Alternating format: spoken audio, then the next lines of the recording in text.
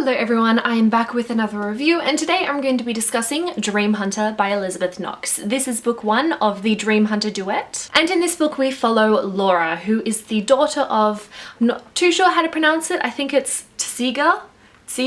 And Tsiga Haim is a renowned dream hunter. Dream hunting involves traveling into this realm called the Place, where only few are physically capable of going. Their dreams can be caught and brought back into the, I guess you'd say, regular Earth realm, and these are then shared with audiences in opera buildings, theatres, hospitals, even prisons. And Laura is about to participate in the try with her cousin Rose, where they will discover if they are able to go into the Place. I went into this book really excited. It had such a cool concept, like people are able to capture dreams and share them with people, and if you can see by my star rating here, I was disappointed. I had some problems with the execution, which I'll talk about in a moment, but in terms of the concept as well, I was left feeling kind of underwhelmed. Even the simple things like the realm in which people can capture dreams is simply called the Place, and the ceremony where people try out to see if they can enter it is called the Try. But in terms of the dream hunting as well, the way in which it worked, I was kind of expecting a little bit more. Now, my main issue was the writing style. For me, I wasn't a huge fan of the writing style, and it did bring up quite a few issues for me. I was just very conscious of the writing style. It would really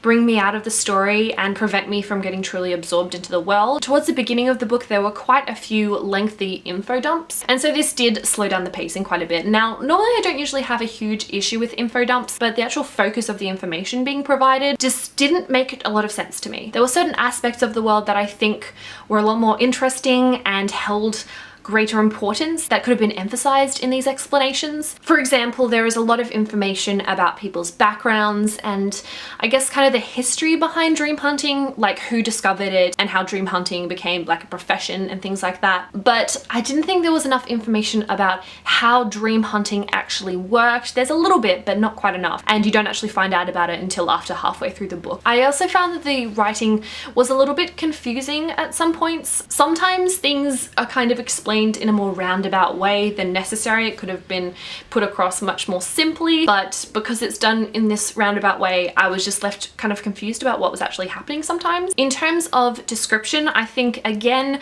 the focus was on the wrong things. Like, there is some nice description in here. I honestly didn't get a very strong sense and image of the physical world in this book. For example, this is set in the 1920s, but it didn't really feel like a time period was established.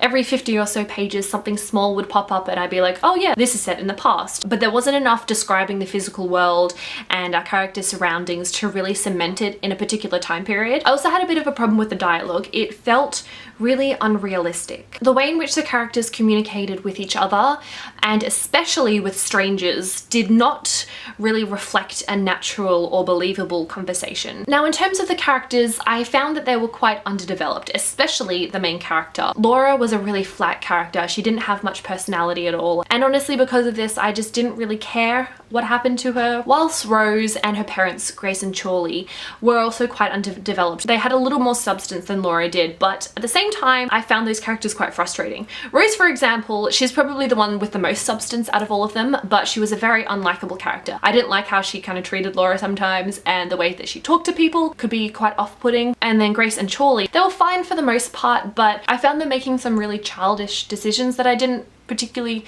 think were necessary or agree with. Honestly, when I reached about a quarter of the way through the book, I was starting to think that I was going to DNF it. I was going to put it down and not pick it up again, but I gave myself until halfway, and for some reason I just continued reading.